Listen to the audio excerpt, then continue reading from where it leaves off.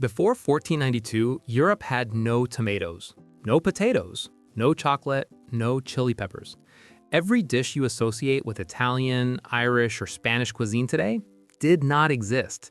One continent was sitting on plants that would feed billions, fuel empires, and start wars, and Europe had no idea. Tomato. The tomato came from Mexico. Spanish soldiers brought seeds back to Spain around 1521, right after Hernán Cortés conquered the Aztec Empire. Here's the strange part. Europeans were terrified of it. Tomatoes belonged to the nightshade family. Wealthy Europeans ate from pewter plates, which were high in lead. When they ate acidic tomatoes, the lead leached into the food and poisoned them. They blamed the tomato. For nearly 200 years, it sat in European gardens as a decoration, an ornament, nothing more. Italy was the first to actually eat it, around the 1700s. By the 1800s, the rest of Europe followed. Today, Italy produces over 6 million tons of tomatoes per year. Potato. Spanish explorers found the potato in Peru and Bolivia in the 1530s. The Inca had been growing it for thousands of years at high altitude, where almost nothing else survives.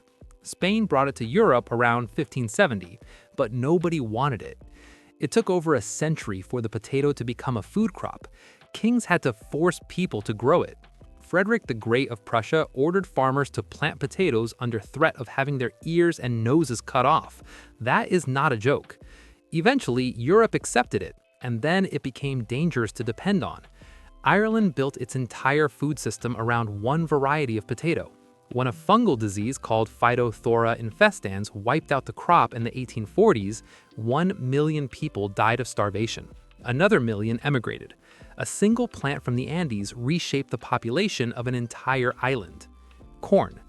Columbus took corn back to Spain in 1493 from his first voyage. It spread faster than almost any other American plant. Within 50 years, it was growing across southern Europe, North Africa, and the Middle East. It thrived in climates where wheat struggled. Farmers loved it because 1 acre of corn feeds more people than 1 acre of wheat. But corn carried a hidden problem.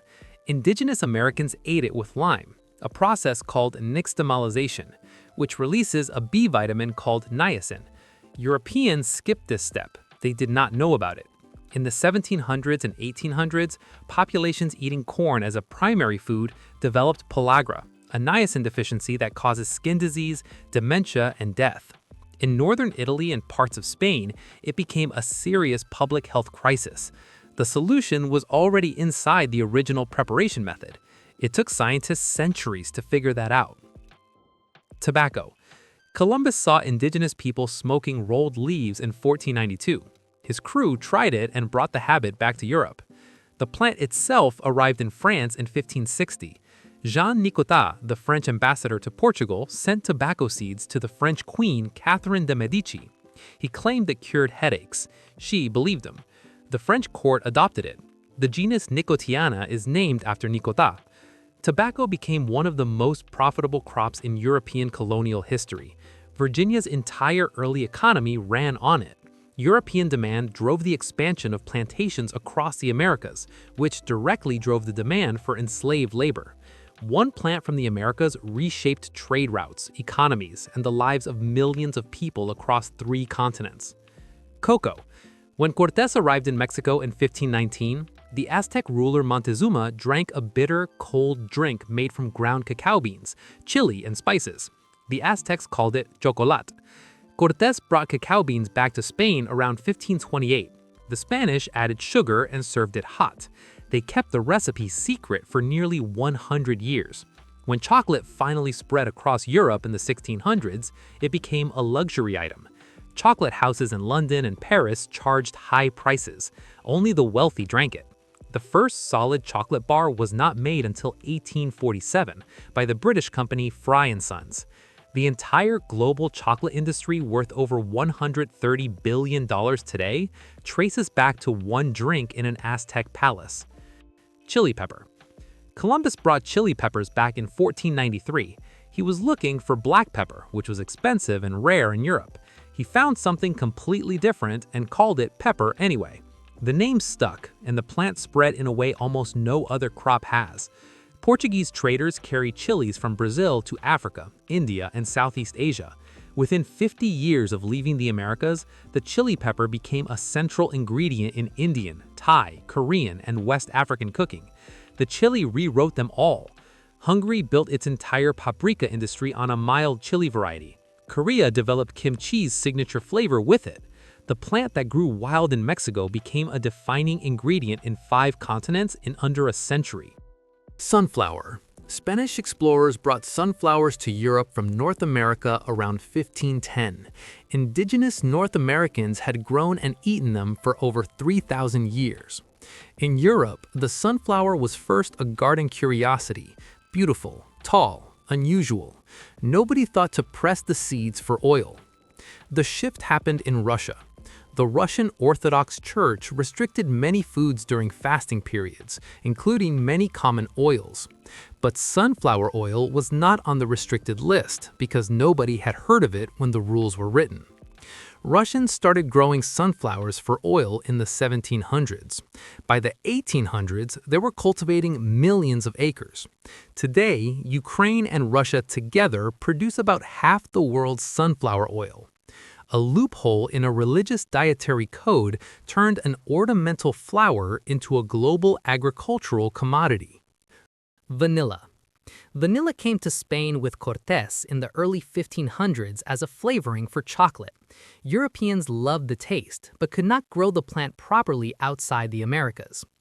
The vanilla orchid needs a specific bee, the melipona bee, native to Mexico, to pollinate it. Without that bee, no vanilla pods. For 300 years, vanilla only grew in one place on Earth. In 1841, a 12-year-old enslaved boy named Edmund Albius on the island of Réunion worked out how to hand-pollinate the vanilla orchid using a small stick. His method is still used today. Every vanilla plant outside Mexico is pollinated by hand, often by low-paid farm workers.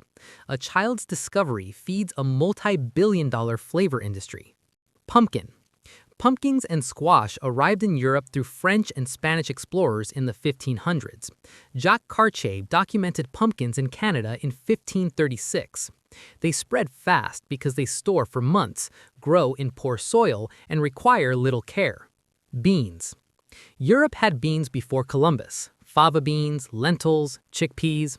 But common beans, the ones that now dominate global cooking, kidney beans, black beans, navy beans, pinto beans, all came from the Americas. Spanish explorers brought them back from Central and South America in the early 1500s. They spread across Europe within decades because they were easy to grow, easy to store, and packed with protein. For poor rural families, beans became survival food. In Spain and Portugal, bean stews fed entire villages through winter. The Spanish and Portuguese then carried these beans to Africa, Asia, and the rest of the world through their trade networks. Today, common beans are the most eaten legume on the planet. A crop domesticated in Mexico thousands of years ago now feeds more people than almost any other plant on Earth. Peanut. The peanut originated in South America, likely in the Bolivia and Argentina region. Indigenous people had been farming it for at least 7,000 years before Europeans arrived.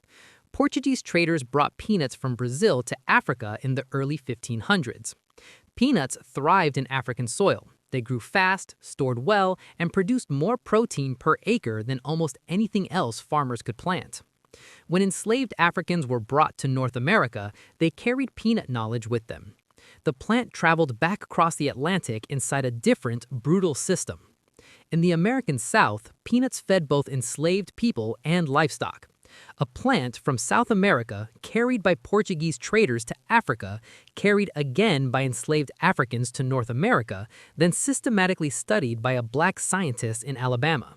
The peanut's journey is one of the most traveled of any crop in history. Think about what a typical European meal looked like before 1492. Bread, meat, cabbage, turnips, onions, peas, saltfish. No tomato sauce, no potato, no cornbread, no chocolate dessert, no chili in anything. The Americas did not just add new ingredients to European cooking, they replaced the foundation of it. They changed what people ate for breakfast, how long they survived, how many children they could feed, and which countries became powerful.